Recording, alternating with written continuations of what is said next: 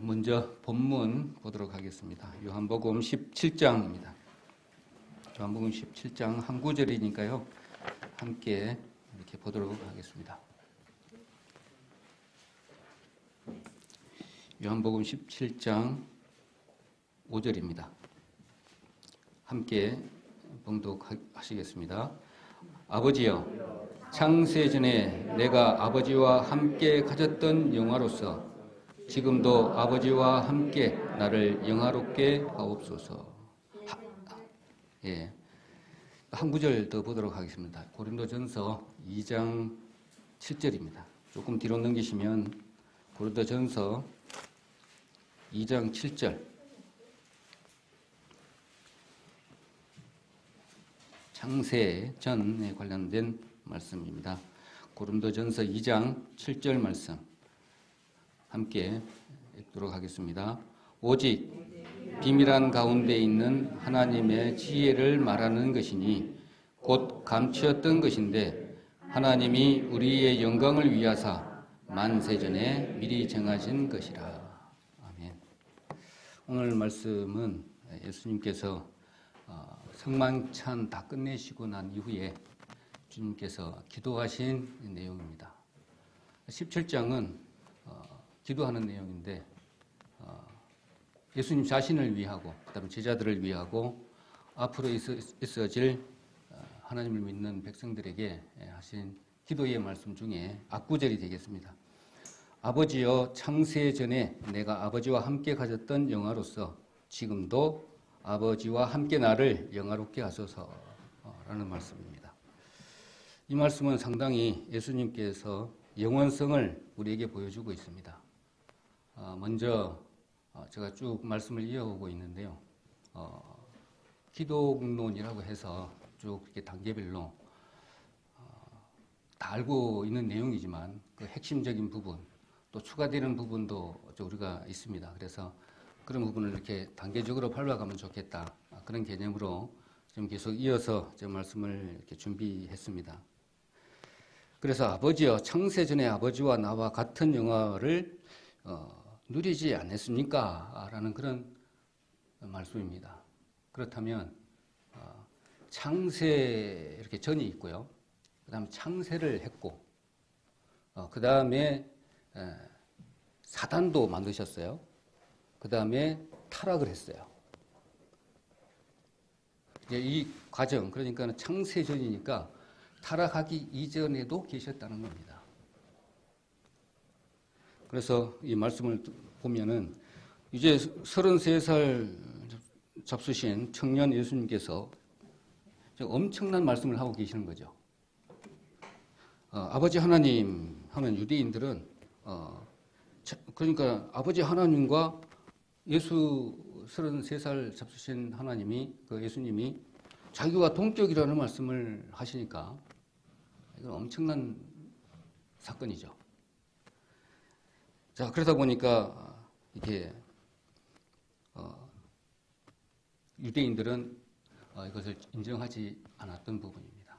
자, 그리고 오늘 말씀을 보면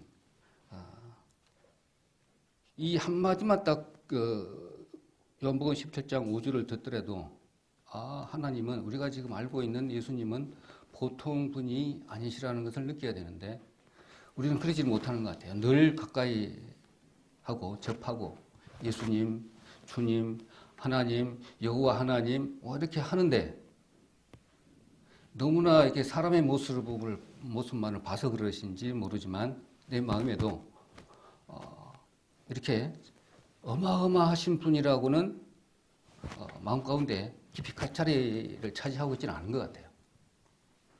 그냥 하나님, 예수님이 다 우리를 죄를 다 담당하시고 가신 참 고마우신 분, 그냥 이 정도로만 그칠 때가 많아요.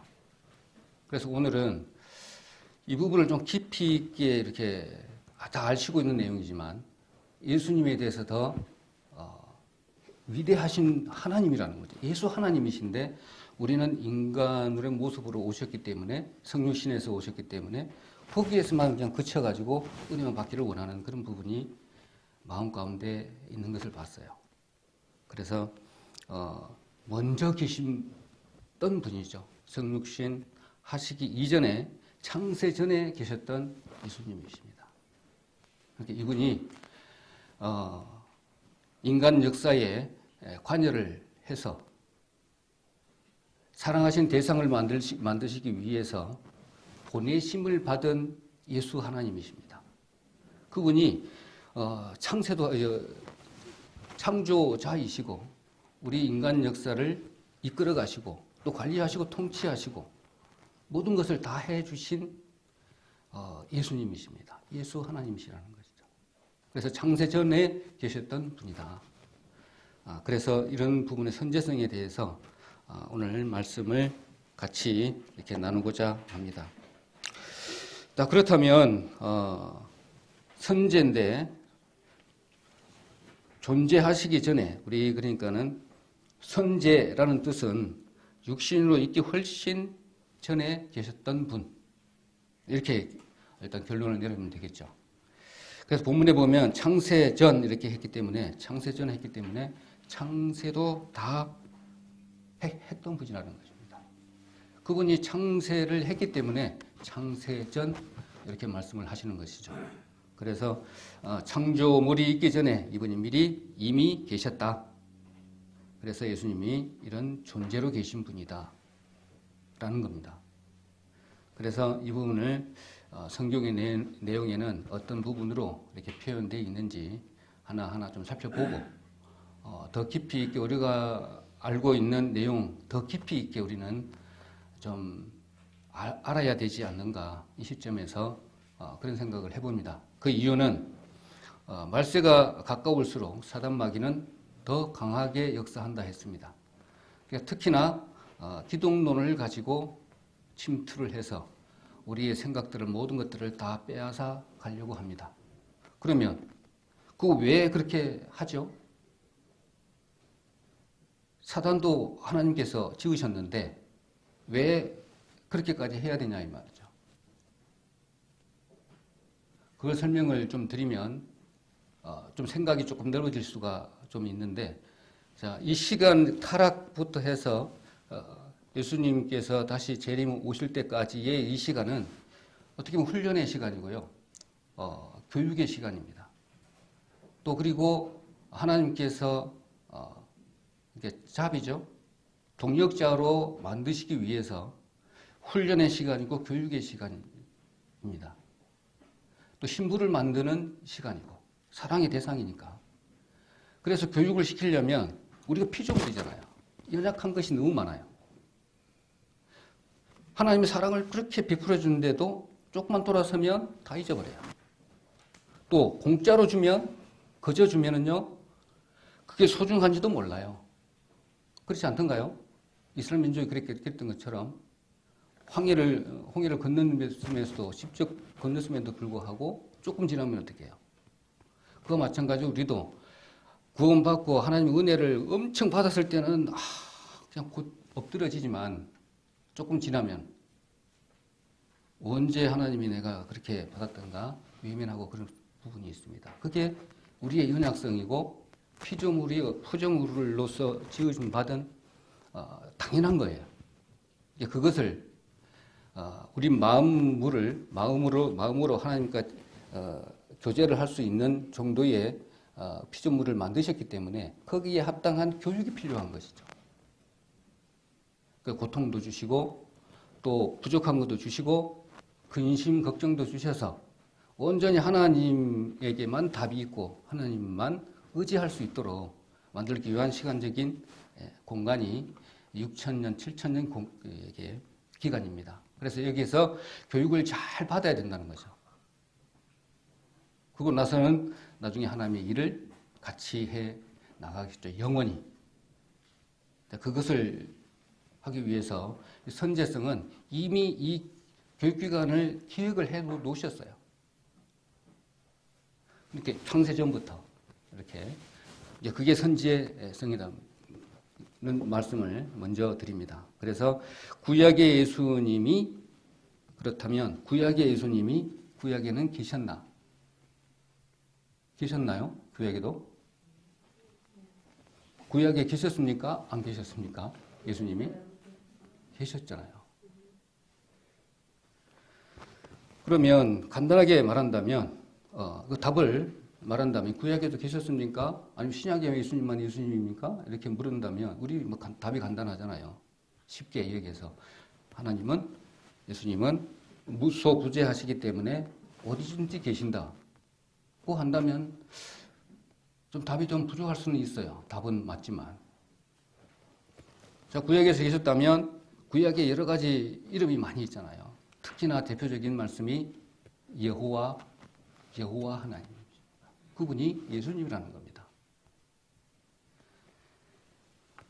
시편에 선지자에게 기록한 모든 것이 나를 가리켜 기록했다라는 부분을 말씀을 드리면 예수님이 창세전에 꽝꽝 망치를 때려서 너가 세상에 내려가서 이 사랑하는 저를 이렇게 다 구원해라. 꽝꽝꽝 하고 보내심을 받은 분이 예수님이시잖아요. 그렇게 생각을 해주시면 오늘 선제성을 가지고 우리의 믿는 사람들을 어떻게 교육을 시키는지 이렇게 보면 생각해 보면 알 수가 있을 것입니다. 나쁜 것들을 이렇게 딱 뿌려놓고 가라지를 뿌리듯이 가라지 씨를 이렇게 뿌리듯이 나쁜 것을 군데군데 꽂아놓고 알곡들을 교육을 시키는 방법입니다. 자, 그렇게 생각을 하시면 되겠죠. 그러면 왜 여호와 하나님이 그 예수님인지 다시 말씀을 본다면 이겁니다. 예수님께서 십자가에서 돌아가실 때 그 대표적인 거예요. 돌아가실 때 예수님을 죽이려고 했던 이유, 그 부분은 당장 알 수가 있어요. 이 보면 유대인들이 구약에 나오는 여호와 하나님이 청년 30몇 살 먹는 청년 예수가 자기라고 하니까 죽이려고 한 것이죠. 그러니까 자기가 믿고 있는 구약에 있는 하나님이 자기라고 하니까 그러니까 사단은 마귀는 이것을 알기를 원하지 않으시는 거예요. 사단 마귀는 모를 수 있도록 하는 것이죠. 방해하는 것이죠. 자, 그래서 마귀가 크리스찬들에게 가장 알기를 원치 않는 부분이 이것이 많은 것 중에 한 가지가 제일 큰 부분인 것 같아요. 구약에 있는 수많은 말씀들을 숨기는 거 하는 거죠. 사단 마귀는. 그래서 선제성을 가지고 여러 가지로 비틀어서 이렇게 말씀을 한다든지 이렇게 하게 되면 그건 잘못된 이야기겠죠. 그래서 우리는 신앙생활을 계속해 나가면서 배우지 않으면 안 된다는 것을 누차 이렇게 알 수 있는 것 같아요. 그래서 훈련이고 훈련소에 일단 들어오게 되면 뭐 중간에 쉬는 시간이 있던가요? 잠시 계속 훈련이잖아요. 학교 들어가면 졸업할 때까지 교육이잖아요. 배워야 되잖아요. 그러니까 이 기간 동안만큼은 그 하나님의 사랑을 배우는 엄청난 귀한 시간이라는 겁니다. 그렇지만 그 시간이 하나님은 계수하고 계신다는 겁니다. 어떤 상급을 줄 것인지, 이 사람은 요거밖에 안 했기 때문에 요만큼만 주겠다는 겁니다. 그리고 많이 한 사람은 많이 주겠다는 겁니다. 또 공평하잖아요. 그래서 그런 부분을 말씀을 하고 있고 상주심을 바라보고 간다라고 했을 때 그 상주심을 우리는 생각을 안 할 수가 없습니다. 1등 하기 위해서 상급을 많이 받기 위해서 스스로 질문도 던지고 답을 찾아서 기록하고 공부하고 왜 그랬을까? 이것을 계속 답을 찾아가는 것이 공부하는 방법 중에 한 가지 아닌가 그런 생각이 들어집니다. 제가 가만히 이렇게 쭉 성경을 이렇게 공부하다가 왜 사단 마귀를 만드셨을까? 왜 천국을 만드셨을까? 이런 게 계속 의문 가잖아요. 의문에 의문을 자꾸 하다 보면 그러면 왜 에덴 동산에 화영금을 왜 둘렀지? 아이고 잘못했습니다 하고 딱 가서 다시 회개하고 가려고 그러는데 못 들어가게 왜 막았을까? 이런 그 부분. 여러 가지 의문점 많이 들잖아요. 그러면 왜 사랑하는 사랑의 예수님인데 하나님인데 왜 전지전능 하신 분이 왜 죽게 만드셨을까? 그러니까 영원히 살게 만들지? 막 이런 부분 많이 있잖아요. 그 답을 하나하나 정확하게 즉시 대답할 수가 있어야 되잖아요. 이런 부분. 그래서 오늘 선제성 이렇게 하면서 공부하면서 이런 부분도 같이 생각을 안 할 수가 없더라고요. 그래서 만약에 예수님께서 성육신 하시기 이전에도 역사 속에 계셨다라면 계셨다라고만 생각하면 거기서 그치는 거잖아요. 자, 그분은 창조주시고 인간 역사를 관여를 그러니까 우리 지금 살고 있는 한 70억 이상의 그 많은 사람들의 생사화복을 이렇게 주장하고 계시는 어마무시한 하나님이라는 사실입니다. 자, 그것을 보시고 그런 생각을 하시고 오늘 같이 이렇게 했으면 좋겠습니다. 먼저 전제 조건은 구약 때에도 그 이름을 예수라고 하는 그 이름 외에 다른 이름을 가지고 있었다라는 겁니다. 두 번째는 왜 그러면 구약 때에 그분이 구약 때에도 계셔야 되죠? 하나님은 어험하고 위에 가만히 그냥 있어서 어험하고 있으면 되잖아요. 또 말씀만 해도 되고. 근데 왜 구약 때까지는 이렇게 인간 역사 가시고 직접 관여를 하셨나? 이런 것도 생각해 보실 수 있잖아요. 그냥 위에 계시지. 아니면 예수님이 오고 난 이후에 성육신 하고 난 이후에 그냥 관여를 하시지. 이런 부분. 구체적으로 인간 역사 속에 계셨다. 이런 부분입니다. 그래서 그 부분을 우리 생각해 볼 수가 있습니다. 그리고 우리가 자주 말씀드리는 하나님은 알파와 오메가라고 했는데 이 한마디만 가지고도 다 증명이 되잖아요. 우리 인간의 시작과 끝을 다 관여를 하시는 분. 이것을 함축하니까 계시록 22장 13절에 기록한 것처럼 알파와 오메가다 내가 그렇게 말씀을 직접 하셨습니다. 그러니까 구약은 그러면 인간 역사가 아닌가요? 맞잖아요. 그러니까 우리 창세부터 시작했을 때부터 시작해가지고 끝까지 전부 다 관여를 하셨다라는 겁니다. 그래서 알파와 오메가라고 한 부분에 있어서 또 어제와 오늘이나 또 내일도 동일한 분이시다라고 히브리서 13장 8절에도 그렇게 기록을 했습니다. 이건 잘 알고 계시니까 따로 찾을 필요는 없습니다. 그래서 어제나 오늘이나 영원한 분은 한 분이시다. 히브리서 13장 8절입니다. 자, 그래서 구약에서는 인간에게 오실 때 어떻게 오셨나? 잠깐 오셨다가 가셨어요. 신약에는 근 오랫동안 있었죠. 33년 동안이나.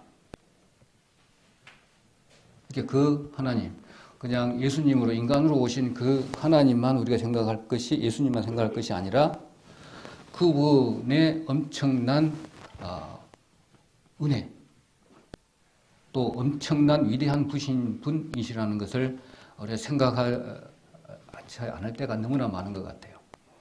기도할 때 보면 저 같은 경우는 그래요. 어떤 때는요, 어떤 때는 하나님 아버지 했다가, 어떤 때는 주님 했다가, 어떤 때는 하나님 아버지 했다가,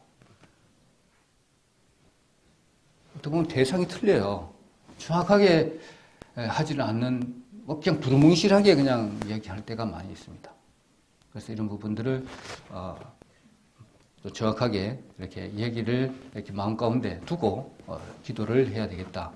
그런 생각을 이렇게 해봅니다. 자, 그렇다면 일단 고린도전서 10장 4절 한번 볼까요? 구약에서는 잠깐씩 오시는 예수님을 볼 수가 있습니다. 사람의 모습으로 내지는 천사의 모습으로 또 때로는 바위의 모습으로도 오신 것을 보는데 고린도전서 10장 4절에 보면 제가 읽도록 하겠습니다. 고린도전서 10장 4절 다 같은 신령한 음료를 마셨으니 이는 너희를 따르는 신령한 반석으로부터 마셨음에 그 반석은 곧 그리스도시라. 이거 잘 알고 계시는 부분인데 반석도 그리스도였고요. 그 다음에 쭉 더 내려가면 성막도 예수님의 모형이고 성전도 마찬가지고요. 그 다음에 어린 양도 마찬가지로 예수님의 모형인 걸 우리가 잘 알고 있습니다. 그래서 구약이고 구약의 선지자의 글이고 시편이고 모든 성경은 예수님에 관한 글이다라는 것을 우리가 잘 알고 있습니다. 자, 그래서 나중에 구약의 모형으로 주셨지만 나중에 요한복음 1장 29절에 사람의 모습으로 오시겠다. 고 이렇게 말씀하는 부분들이 이렇게 쭉쭉 이어져 나오는 부분들도 단계적으로 좀 보여주면서 점진적으로 그렇게 오신 부분들을 우리가 알 수가 있습니다. 그렇다면 언제 오실 것인지 어느 곳에 오실 것인지 또 사인도 우리가 잘 알고 있잖아요. 이거는 우리 기본적인 부분이니까 좀 암기를 할 필요도 있을 것 같아요. 그때 이후부터 선지자를 통해서 성경에다 기록을 다 해주셨죠. 언제쯤 오실 것인지, 어디에 오실 것인지, 어디에 오신다고 했죠. 베들레헴인데 선지자 미가서입니까?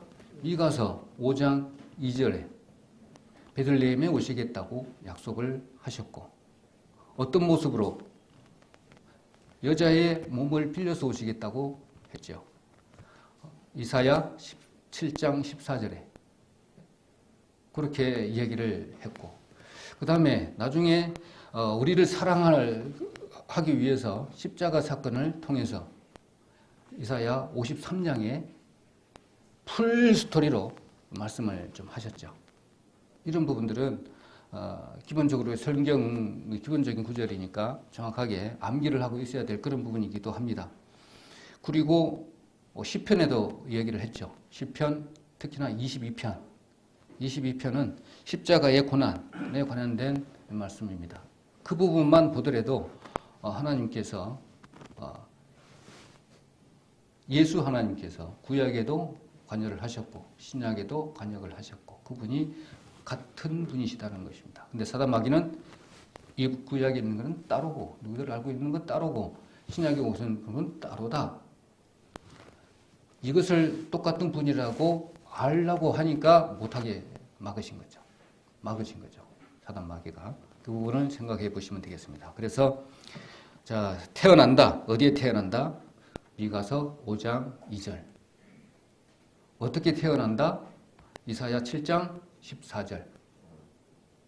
어떤 식으로 와서 고난을 받으신다? 시편 22편.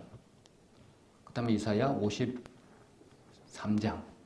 이렇게 보시면 되겠습니다. 그 다음에 부활하는 부분도 있죠. 부활하면 고린도전서 15장이지만 그 이전에 부활에 관련된 말씀은 시편 16편입니다. 그거 보면 정확하게 나와 있습니다. 그래서 기본되는 여기 성경 구절은 우리가 잘 알고 있지만 다시 기록해서 한 번씩 더 보면 다시 기억이 새록새록하고 다시 한 번 더 봐지잖아요. 이제 그런 부분들도 우리가 생각해 볼 수가 있습니다. 그리고 부활하면 죽으심과 부활을 말씀하고 계시는데 구약의 스토리에도 그런 부분이 많이 나와 있죠. 요나의 표적도 마찬가지고 죽으심과 부활을 말씀하고 있습니다. 그래서 구약의 예수님이 신약의 예수님과 같다라는 겁니다. 그걸 지금 계속 말씀을 하고 드리고 있습니다. 그러면 예수님 자신이 말씀하신 내용을 한번 보면 알 수가 있습니다. 그래서 아브라함과 본인이 같이 지냈다라고 했죠. 그거 기억나시죠? 그거 한번 보도록 하겠습니다.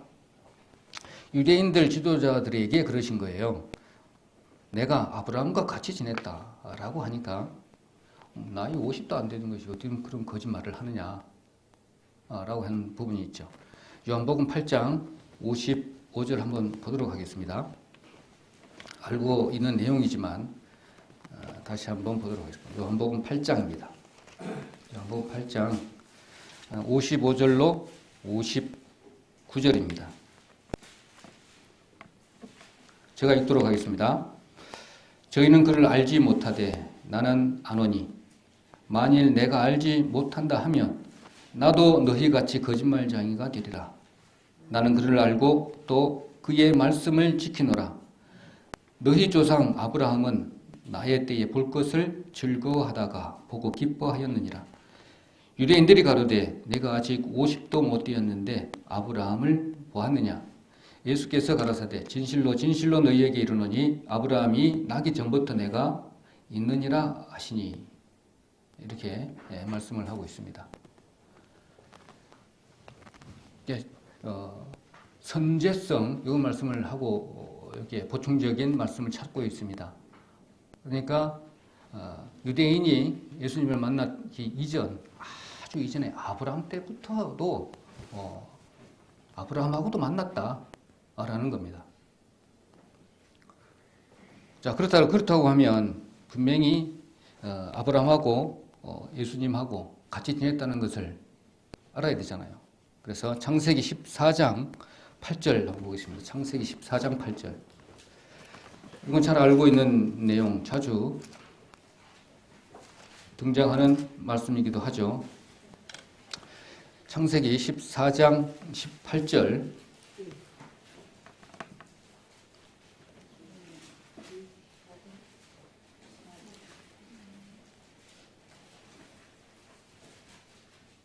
그냥 안 찾으셔도 되겠습니다. 제가 읽어드리겠습니다. 살렘 왕 멜기세덱이 떡과 포도주를 가지고 나왔으니 그는 지극히 높으신 하나님의 제사장이었더라. 이렇게 쭉쭉쭉쭉 이 부분을 잘 아십니다. 14절부터 18절까지 쭉 말씀을 하고 있는 내용입니다. 전리품을 갖다가 아브라함이 멜기세덱에게 드리는 장면이 나옵니다. 그래서 멜기세덱은 멜기라는 말은 왕이라는 뜻이고요. 그 다음에 세덱이라는 말은 의라는 말입니다. 그래서 의의 왕을 하고 이렇게 잘 알고 있는데 여기에 보면 멜기세덱이 누군지를 잘 몰라요. 그런데 히브리서 7장 한번 볼까요? 히브리서 7장 보면 히브리서 7장이 10절에 보면 그냥 적어만 놓으십시오. 7장에 보면 멜기세덱이 예수님이었다라고 기록을 합니다. 아브라함이 누구를 만났다냐 보면 예수님을 만나는 겁니다. 자, 이리저리 쭉 찾아보시면 다 알고 있는 내용들입니다. 그 다음에 창세기 16장 7절에도 보면 하갈의 내용이 나와요. 하갈 이야기 나옵니다. 이건 잘 알고 있는 내용이니까 굳이 찾을 필요는 없겠죠. 하갈이 7장 이후부터 보면 여호와의 사자라는 부분으로 해서 나오는데 성경에서 항상 이게 여호와의 사자 그러면 이게 누군지를 딱 알아야 되잖아요. 천사인지 예수님인가 막 이런 부분들도 빨리 이렇게 캐치를 하면 좋겠죠. 빨리 그걸 문장으로 보고 누구인지 구분할 줄 이렇게 알아야 됩니다. 한번 제가 읽어보도록 하겠습니다. 16장 7절로 9절 보면 여호와의 사자가 광야의 샘 곁 곧 술길 샘물 곁에서 그를 만나 가로되 사라의 여종 하갈아 네가 어디서 왔으며 어디로 가느냐. 그가 가로되 나는 나의 여주인 사라를 피하여 도망하나이다. 여호와의 사자가 그에게 이르되 네 주인에게로 돌아가서 그 수하에 복종하라. 지금 천사의 모습으로 왔는데 10절에 보시면 어디 밑에 10절에 보시면 여호와의 사자가 또 그에게 이르되 내가 내 자손으로 크게 번성하여 그 수가 많아 셀 수 없게 하리라. 그렇게 기록을 합니다. 여기서 보면 내가 그래 있어. 내가. 천사라면 내가라고 할 수가 없죠. 뭐 하더라 이렇게 기록을 해야 되는데 내가라고 했기 때문에 이 내가는 누구를 말씀하시냐. 하갈이 자기에게 이르되, 뒤에 보면 13절에 보면 나옵니다. 13절에 보면 여호와의 이름을 감찰하시는 하나님이라 이렇게 기록을 합니다. 천사가 아니죠.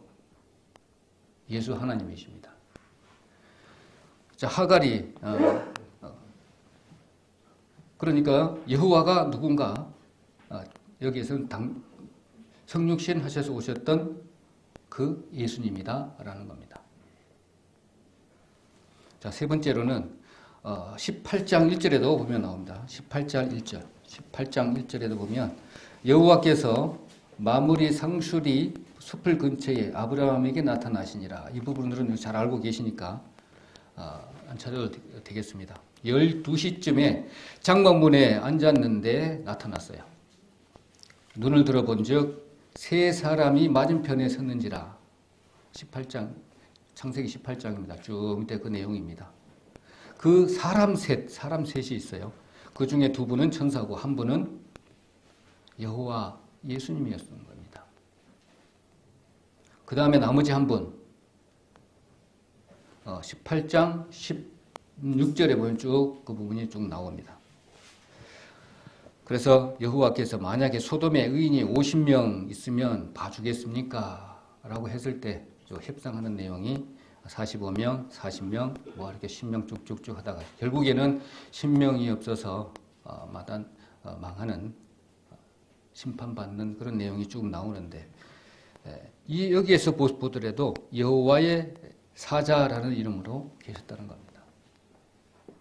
그런 구약에 계셨던 그 여호와 하나님, 예수님이라는 겁니다.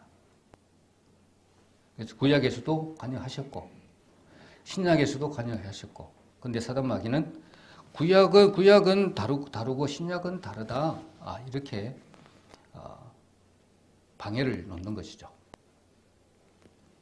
그래서 태초에 하나님이 계시니라.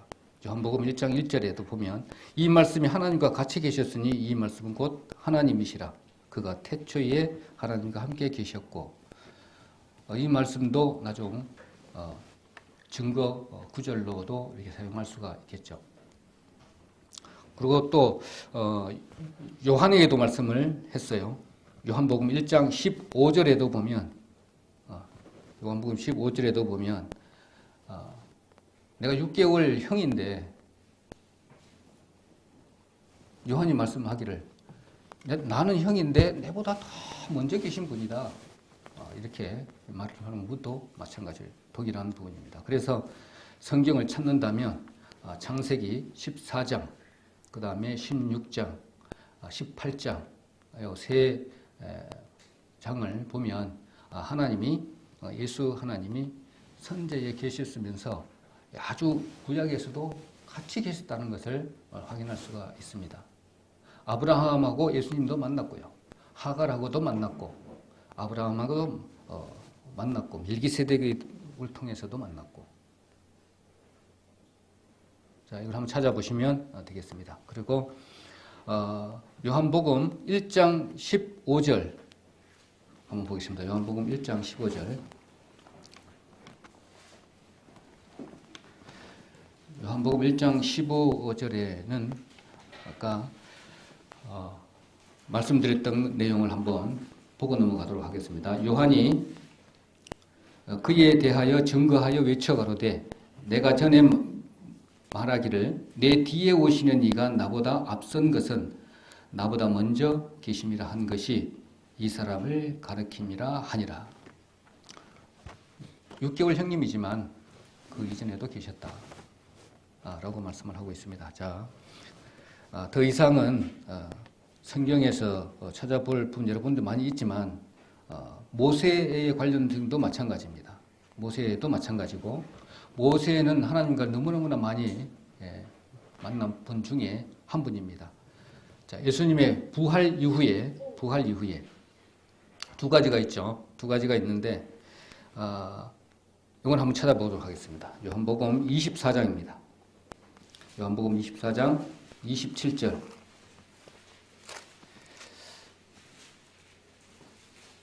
누가복음입니다. 누가복음 24장 27절 하고요. 44절 두 구절을 보도록 하겠습니다. 누가복음 24장 27절. 짧으니까 같이 읽도록 하겠습니다. 이걸로 증거 말씀을 마무리를 하도록 하겠습니다. 이에 모세와 및 모든 선지자들의 글로 시작하여 모든 성경에 쓴 바 자기에 관한 것을 자세히 설명하시니라. 44절 한번 보도록 하겠습니다. 또 이르시되 내가 너희와 함께 있을 때에 너희에게 말한 바 곧 모세의 율법과 선지자의 글과 시편에 나를 가르쳐 기록된 모든 것이 이루어져야 하리라 한 말이 이것이라 하시고. 그러니까 처음에 서두에 말씀드렸던 것처럼 이렇게 정리를 하면 되겠습니다. 창세 전에 성부 하나님과 성자 하나님 예수님께서 내가 내려가서 예수님을 보내서 이 세상을 구하라 그런 명령을 받았단 말입니다. 그리고 난 이후에 이 세상의 모든 것을 다 관여하시면서 인간을 만들고 숫자를 만들고 뭔가 쭉쭉쭉쭉 내려오시면서 인간 역사에 개입을 하시면서 창조하신 부부터 거꾸로 이야기를 다 가르쳐서 하나님이 피조물에게 사랑을 어떻게 베풀었는가를 다 기록한 구약이나 그 다음에 오실 내용들을 다 관여를 하셨다는 겁니다. 그렇다면 아까 전지전능하신 분이고 무소부재하신 예수님께서 구약에도 당연히 관여를 하셨을 것이고 오늘 말씀드렸던 것처럼 모든 성경은 나에 대해서 기록하는 그 부분이라 말씀하신 것처럼 구약에 신약에 마찬가지로 똑같이 다 예수님께서 이 세상에 오셔서 관여를 하셨다는 겁니다.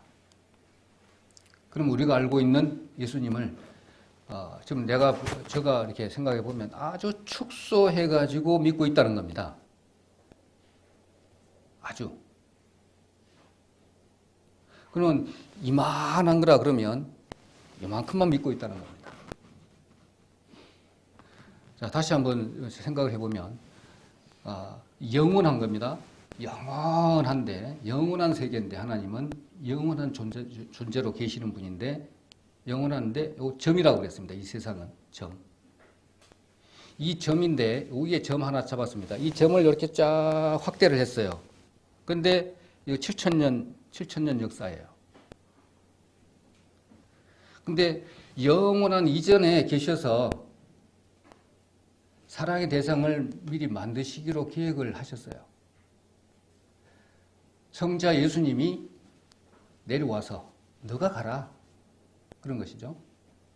그래서 내려와서 우리들을 피조물로 이렇게 다 만드셨기 때문에 피조물의 사랑을 이렇게 가르쳐서 영원히 같이 살기를 원하신단 말입니다. 하나님은.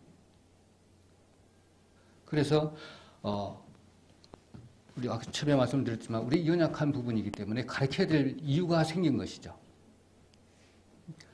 가르치는 도구들이 사단 마귀고요. 도구더라고요. 우리를 가르치는 도구가 사단 마귀고 제한성 있는 시간, 공간 안에 있게끔 한 거라고요. 죽음을 맛보게 하고 고통 속에 살 수 있도록 하고요. 그렇다면 그 가장 중요한 부분은 그런 교육 과정들이 우리 마음 안에 있는 이 육은 땅으로 가지만 혼에 있는 그 작용들이 있잖아요. 혼도 마찬가지로 세 부분으로 나누잖아요. 거기에서 이루어져 있는 자아의식체, 곧 나예요. 그 나가 온전히 하나님을 향할 수 있도록 하기 위한 교육의 과정이다. 그래서 마음도 한 가지 마음이 있는 게 아니잖아요. 혼 안에 아주 문처럼 생겨 있는 빗장과 같은 그런 문이 있고요. 그 다음에 뜻이라고 하고 있는 마인드가 있고, 그 다음에 제일 가운데에 있는 심령, 우리 실제적으로 한 게 마음이 있고, 사람의 영이 또 가운데 있잖아요. 이게 하나님이 우리 인간의 영, 하나님의 영이 같이 하고 오기를 원하시는 것이죠.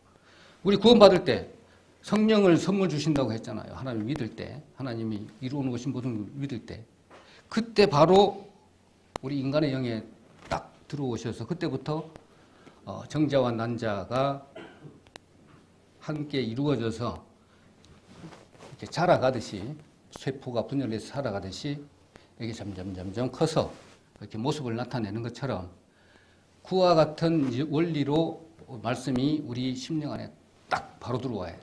근데 의심을 하게 되면 어떻게 돼요? 이만큼 오다가 말아요. 바로 주통으로 또 들어와야 되는데.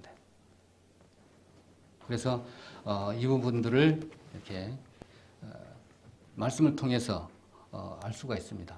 그래서 크게 보고, 크게 넓게 보고, 이렇게 좁게 보고, 이렇게 반복을 해야만이 정체성을 이렇게 바로 잡아가고 가치관이 바로 서게 되고 막 이런 부분을 이렇게 헷갈리지 않을 수가 있습니다.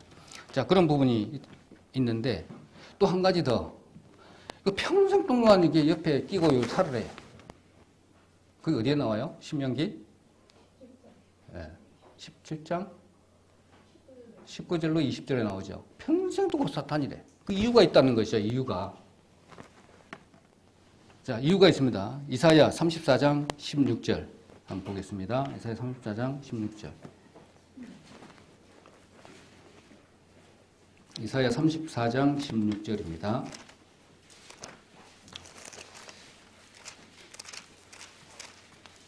(34장 16절) 이건 너무 잘 알고 계신 내용이니까 항상 말씀을 하지만 다시 한번 보도록 하겠습니다. 너희는 여호와의 책을 자세히 읽어보라. 이것들이 하나도 빠진 것이 없고 하나도 그 짝이 없는 것이 없으리니 이는 여호와의 입이 이를 명하셨고 그의 신이 이것들을 모으셨음이니라.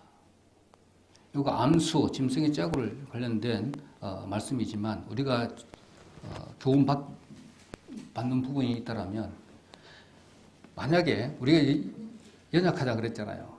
피조물이기 때문에 만약에 이 뭐 조그마한 그릇이든지 크든지 한 번으로 그냥 쫙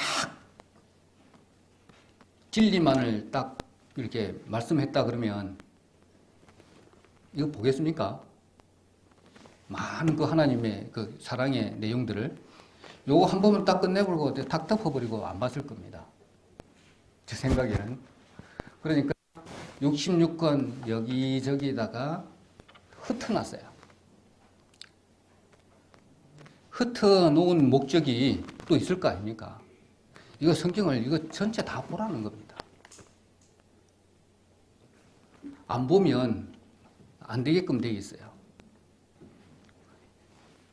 그러면 이거 어떻게 되겠어요? 사단을 만든 이유도 퇴색됐을 거예요. 이렇게 흩어놨기 때문에 단번에 알 수 없도록 해놨다고요.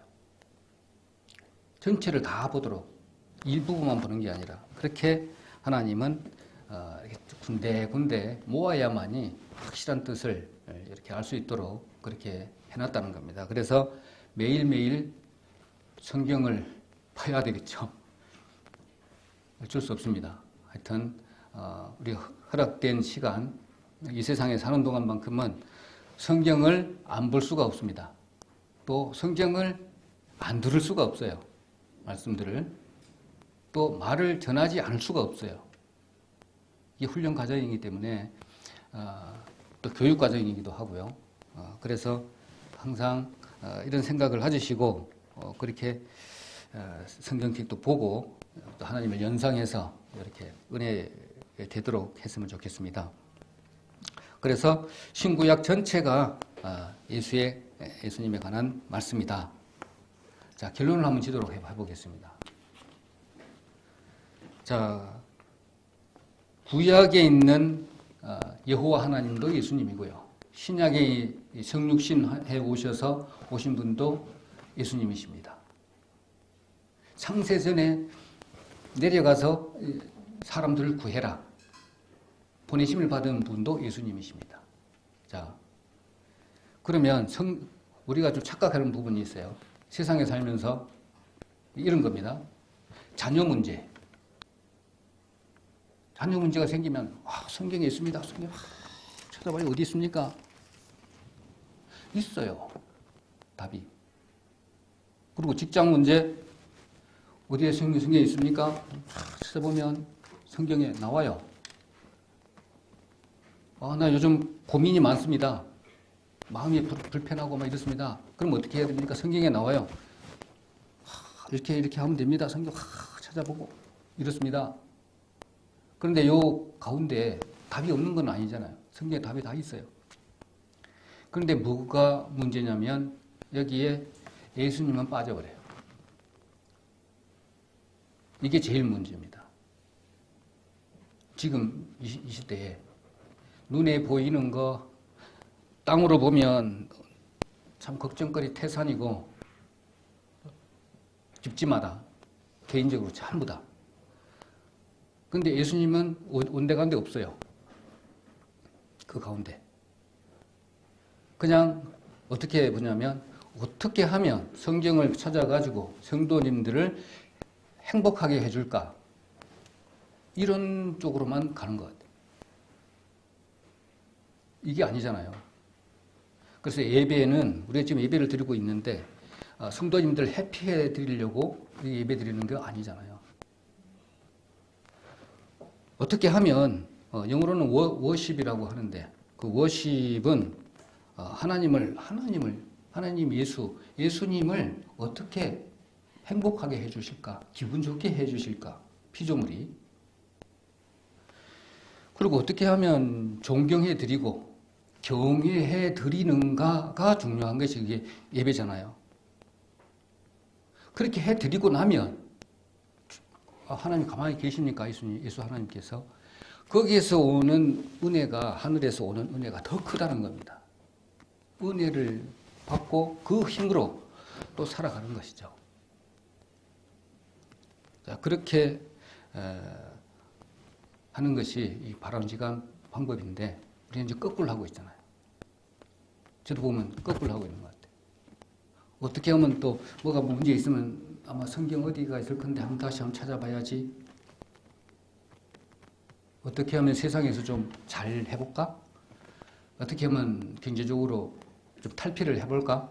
이런 거 많잖아요. 이런 것들은 우리가 거꾸로 하고 있는 것이 아닌가. 그 위대하신 예수 하나님의 어떤 은혜에 부합되지 못한 삶을 살고 있지 않는가. 그런 생각을 많이 해보고요.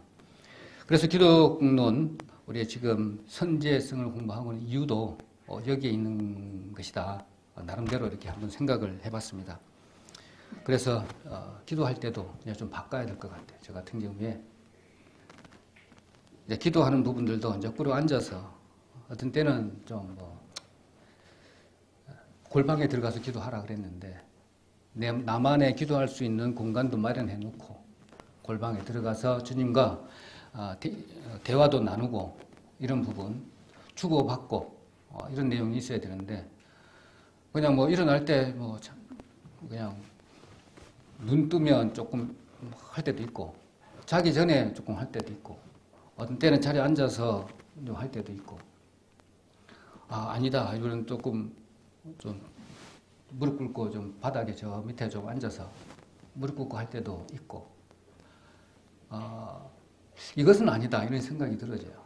오늘 예수님이 구약에서도 관여하셨고 우리 생사화복을 다 주관해 가시고 이렇게 하시는 분인데 어떻게 이렇게까지 이렇게 낮게 치부해버리는 그런 부분이 없지 않아 있더라고요. 그래서 기도도 제대로 해야 되겠다 이런 생각을 이렇게 갖게 됩니다. 그리고 무엇보다도 이거 있잖아요. 이거 성경을 대하는 연습이 안 되어 있다는 겁니다. 저부터서 성경을 대하는 연습, 이게 하나님의 말씀인데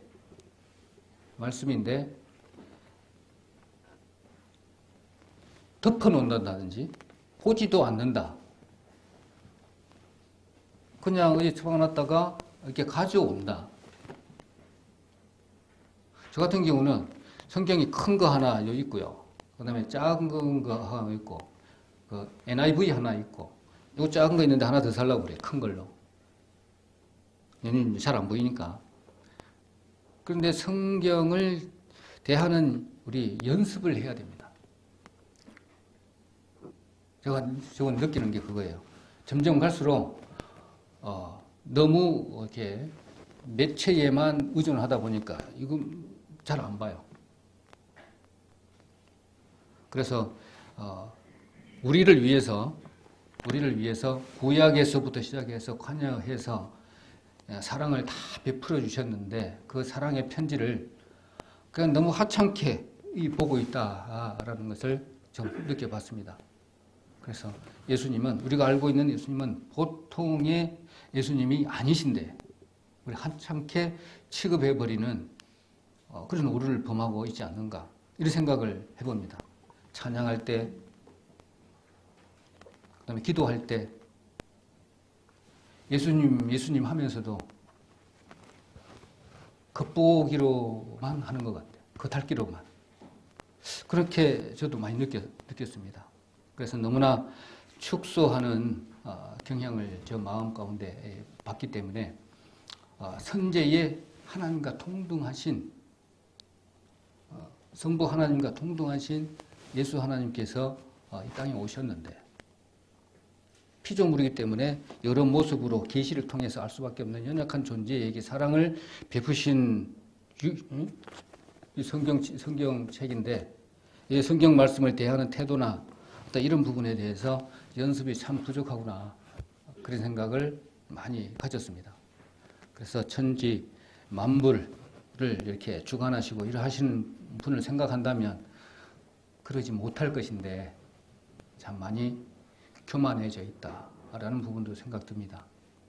만약에 그렇게 한다면 여기 와서 피곤하다고 졸 수가 있을까요? 그런 생각을 내가 해봤어요. 아마도 나는 못할 것 같다. 그런 생각이 딱 들으시더라고요. 그런 부분도 생각을 좀 해봤습니다. 그래서 오늘 우리 성도님들과 같이 이 위대하신 예수님을 이렇게 뭡니까? 알 수 있고 섬길 수 있는 이 특권이 얼마나 큰가? 그걸 한번 생각해 봤으면 좋겠고요. 그 다음에 이런 생각을 할 수 있는 기회를 주신 것도 너무나 크다. 그런 생각을 많이 해봅니다. 그래서 이런 기회를 주신 그 큰 은혜를 생각을 하고 예수님의 선제성에 대해서 생각을 해보신다면 좀 더 폭넓게 큰 그림에서 이렇게 쭉 내려오게 되면 큰 은혜가 되겠다. 그런 마음을 한번 가져봤고요. 그 다음에 아까 말씀드렸던 거 성경을 대하는 우리 연습이 좀 더 필요하다. 그런 생각도 한번 가져보고요. 우리가 예수님을 이렇게 생각을 하는데 너무 밑으로 이렇게 폄하는 아니겠지만 너무 낮게 생각을 하고 있는 거 아닌가 그런 생각도 한 3가지 정도의 교훈을 받고 신앙생활을 했으면 좋겠다 그런 생각을 해봅니다.